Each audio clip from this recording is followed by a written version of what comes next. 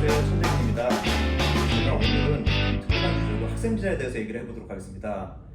이게 2023년 7월부터 학생 비자가 강화된다는 얘기가 있었죠. 근데 실질적으로 보면은 한 4월 전부터 조금 심사가 까다로워졌다는 것을 우리가 알 수가 있는데요. 학생 비자 같은 경우는 원래 이제 국가별로 등급이 있어서 대한민국 국적자의 경우는 1등급으로 분류가 되어 있습니다. 그래서 다른 동남아 몇몇 국가들에 비하면은 심사가 훨씬 수월하게 이루어지고 있었는데요. 가령 예를 들면 장고증명 제출도 필수가 아니었고요. 근데 요즘 들어서 이제 그 진행되는 걸 보면은 다른 그런 동남아 국가들과 같은 급으로 분류돼서 이제 취급돼서 진행이 되는 것 같다는 느낌을 제가 받았습니다. 어쨌거나 학생 비자는 한 번 거절되면은 다시 신청해서 받아내기가 굉장히 어렵습니다. 그래서 처음부터 준비를 잘 해서 제출을 하시는 게 중요하고요. 기존 같은 경우는 내가 학업을 성공적으로 마치고 본국으로 돌아갈 것이다. 그러니까 내가 임시적으로 여기 학업하는 동안만 체류하는 것이다. 라는 것을 증빙하는 것에 포커스를 맞췄다면 앞으로는 내가 왜 이 학업을 호주 내에서 해야 되는지 이것을 증명하는 것이 더 중요하게 바뀔 것 같다는 의견입니다. 그래서 앞으로는 당분간 학생 비자 심사가 까다롭게 진행될 것 같다는 예상을 하고 있기 때문에 오늘 영상에서는 학생 비자가 거절되는 이유, 그리고 거절되지 않도록 대처하는 방법, 그리고 거절됐을 때 대처하는 방법 등에 대해서 안내해 드리도록 하겠습니다. 우리가 학생 비자를 신청을 할 때 나 자신에 대한 그 백그라운드 정보를 다 적게 되어 있습니다. 본국에서 내가 최종 학력이 어디까지인지, 그리고 어떤 직장에서 어떤 경력을 쌓았는지, 그리고 그 외에 해외에서 다른 공부한 것들이 있는지, 이런 것들을 다 적게 돼 있어요. 그래서 이제 심사관이 이거를 심사를 할 때 그 모든 것으로 종합적으로 판단을 해서 이 사람이 호주에서 학업을 하는 것이 일리가 있는지, 그리고 학업이 끝나면 본국으로 돌아갈 것인지, 그런 부분들을 종합적으로 심사해서 결과가 나오게 됩니다. 첫 번째로 가장 많이 이제 거절되는 사유는 과거의 비자 히스토리입니다. 가령 예를 들어 이 사람이 호주 내에서 관광 비자, 워크 비자, 코로나 비자 등등 이런저런 비자로 계속 연장을 하다가 갑자기 이제 와서 학생 비자를 신청한다든지, 또는 학생 비자로 기존에 5년 또는 7년 동안 체류했는데 이번에 또 학생 비자를 연장한다든지, 이런 식으로 너무 체류 기간이 길면 이 사람이 과연 순수하게 임시적으로 학업 목적으로 비자를 신청하는 것이냐, 이것에 대해서 좀 의문을 가질 수 있겠죠.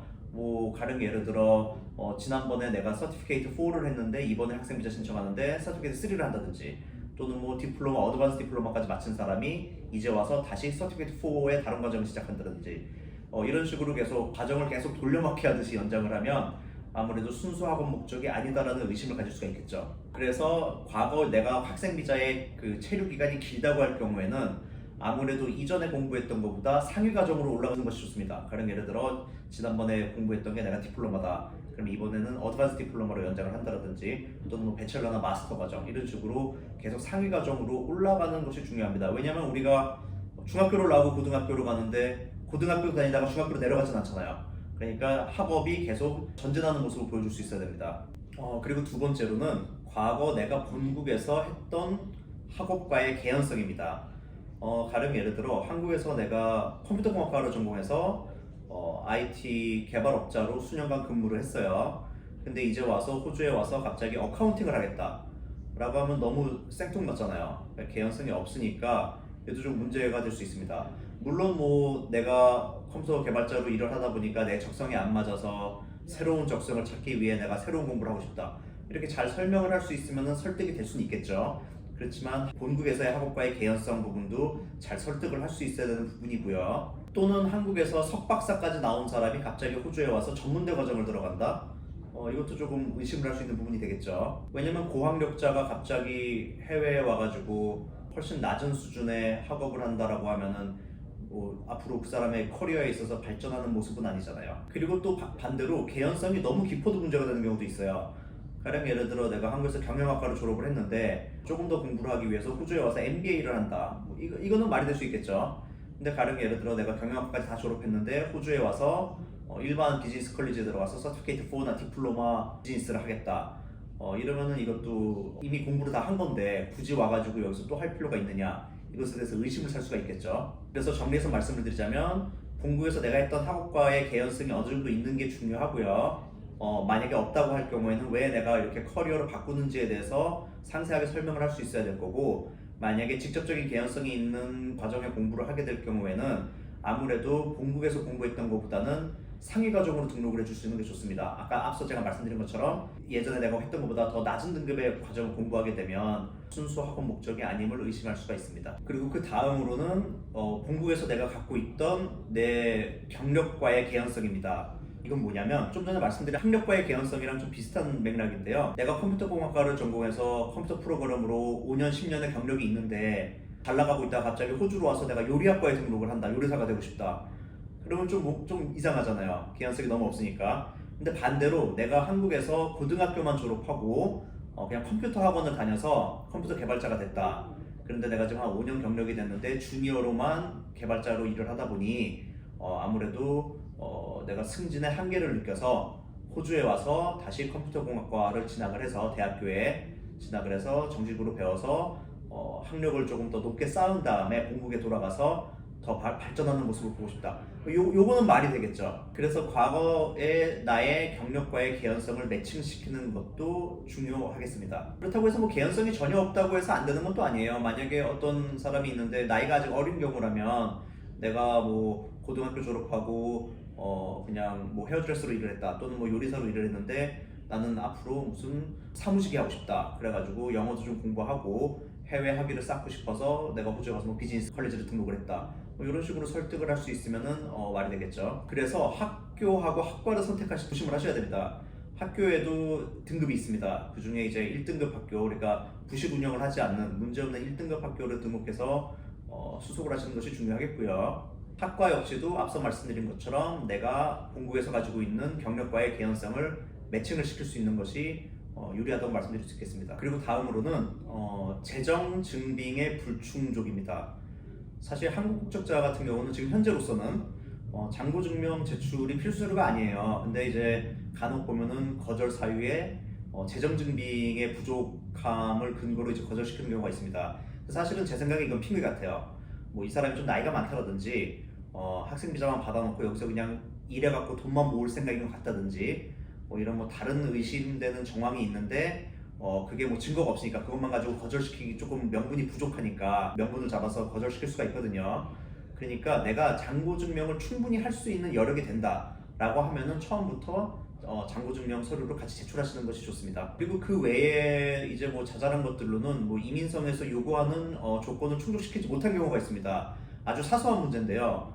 뭐 가령 예를 들어 유학생 보험 증서를 첨부를 해야 되는데 그걸 뭐 까먹었다든지 또는 뭐 신체 검사를 해야 되는데 게으르게 미루고 있었다가 신체 검사를 못 해갖고 제 날짜에 못 해가지고 비자가 거절된다든지 뭐 이런 경우가 있을 수 있기 때문에 비자를 접수할 때 이민성에서 요구되는 자료가 충분히 다 제출이 되었는지 그리고 추가적으로 자료 요청을 해오는 게 있으면 그것에 대해서 내가 다 응답을 했는지 이런 부분도 체크를 하는 것이 중요합니다. 그래서 결론을 말씀드리자면 앞서 말씀드린 여러 가지 뭐 경력 부분, 학력 부분, 내 한국에서의 백그라운드 부분 이런 부분들을 GTE라고 해서 이제 공부계획서를 작성을 해요. 거기다가 충분히 상세하게 소명을 할 수 있어서 심사관을 설득시킬 수 있는 것이 중요하겠습니다. 그리고 마지막으로는 학생비자 거절 시 대처 방법입니다.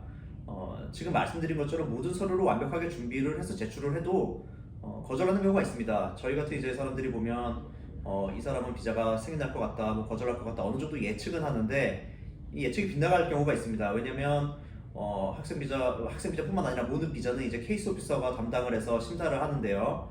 케이스 오피서 뭐 까다로운 사람 걸리면은 아무리 잘 제출을 해도 거절할 수도 있고 좀 수월한 사람 걸리면은 부족한데도 승인하는 경우도 있어요. 그렇기 때문에 이제 만에 하나 거절이 났을 때 대처하는 방법도 중요한데요. 일단 먼저 거절이 됐는데 내가 현재 소지하고 있는 비자가 기간이 넉넉하게 남아있다.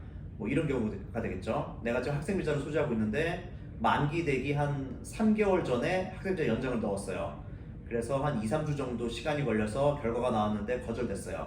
그럼 여전히 내가 뭐 한 2달이나 2달 이상 비자가 남아있잖아요. 그런 경우는 이제 거절 사유 그 레터를 보면은 거기 이제 거절 사유가 있으니까 그 부분들을 충족을 해가지고 서류를 다시 준비해서 학생 비자를 다시 신청하는 방법이 있습니다. 시간이 아직 남아있기 때문에 그렇지만 만에 하나 내가 지금 소지한 비자가 없다. 그러니까 이런 경우죠. 내가 지금 현재 학생 비자를 소지하고 있는데 비자 만기일 뭐 하루 이틀 전에 비자 연장 신청을 넣었어요. 그런데 이제 심사가 2, 3주 걸리는 동안에 내가 소지하고 있는 비자가 만기가 돼서 내가 불입증 상태로 체류하고 있었는데 비자가 거절된 거죠. 그런 경우에는 두 가지 방법이 있습니다. 첫 번째로는 곧바로 본국으로 출국하는 방법이 있고요. 또 하나는 그 결과에 불복해서 AAT 행정 재심을 거는 방법이 있습니다. 거기 이제 거절 레터에 보시면 21일 이내로 행정 재심을 신청할 수 있다라고 일반적으로 나와 있습니다. AAT라는 것은 무엇이냐면 이민선과는 전혀 별개의 제3의 다른 기관입니다. 그래서 이제 거기 담당자가 이 지금 비자 거절이 난 게 합당한지 또는 부당한지 여부를 판단을 해서 결과를 뒤집어 줄 수 있는 그런 재심 제도입니다.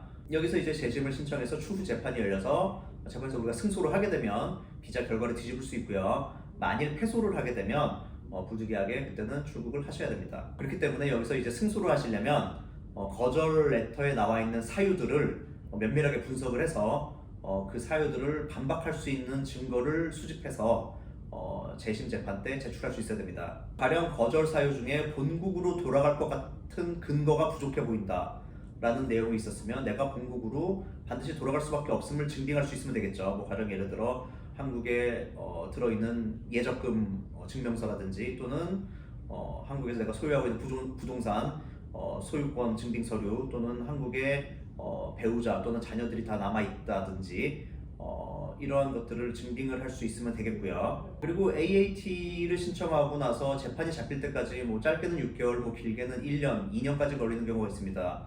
근데 이제 사람들이 여기서 많이 오해를 하고 계시는 부분이 AAT를 내가 신청만 해놓으면 그동안에 합법적으로 체류를 할 수 있으니까 학교를 안 다녀도 된다라고 생각을 하세요. 근데 이것은 완전 잘못된 얘기고요. AAT가 그 재심 재판이 열릴 때까지 체류하는 기간은 내가 비록 빚증 비자 기간이지만 그동안에도 학비도 꾸준히 납부를 하시고 학교를 계속 다니셔야 됩니다. 왜냐면은 우리가 재판이 열렸을 때 내가 학생 비자 거절한 것에 대해 부당하다고 주장을 해야 되는데 그동안 학교를 안 다녔으면 학교에서 중간에 COE를 캔슬 시켜버리거든요. 그러면은 이제 재심 재판이 열려서 거기 이제 그 심사관이 열어봤을 때 말이 안 되잖아요. 내가 공부하겠다고 학생 비자를 달라고 신청했는데 공부를 지금까지 안 했으면. 그러니까 재심 재판이 열릴 때까지 그 학업을 열심히 하셔가지고 재판이 열릴 때 학교로부터 레퍼런스 레터를 받을 수 있는 것이 결정적인 역할을 할 수 있습니다. 그러니까 학업을 꾸준히 열심히 하셔야 되고요. 그 외에 이제 거절 레터에 나와 있는 그 사유들을 반박할 수 있는 모든 증거 자료들을 수집해 놓는 것이 중요하겠습니다. 그리고 이제 거절됐을 때 AAT 행정 재심을 들어가지 않고 또는 본국으로 나가서 본국에서 이제 오프쇼어 비자를 신청하는 방법도 있습니다. 근데 솔직히 이 방법은 추천드리진 않아요. 왜냐면 그렇게 본국으로 나가서 오프쇼어를 신청을 하시면 그 비자가 승인나기가 쉽지가 않습니다. 그래서 자칫 잘못하면은 호주에 장기간 재입국이 불가능하실 수가 있습니다. 그래서 가급적이면은 호주 내에 체류해 계시는 동안에 AAT 재심 신청을 하시고 그 재심 그 재판이 열리는 동안에 합법적으로 체류도 가능하고 해외에 나가셔야 되면 불입증 B로 전환해서 나가실 수도 있기 때문에 가급적이면 현지에서 해결을 하셔야 되고요.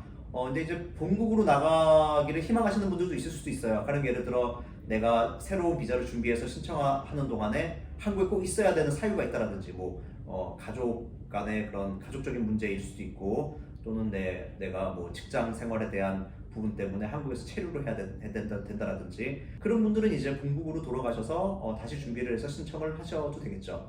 그렇지만 말씀드린 것처럼 본국에서 다시 신청하셨을 때 승인이 나지 않을 가능성도 매우 높습니다. 그래서 오늘은 앞으로 까다로워질 학생 비자에 대해서 제 의견을 말씀드렸고요.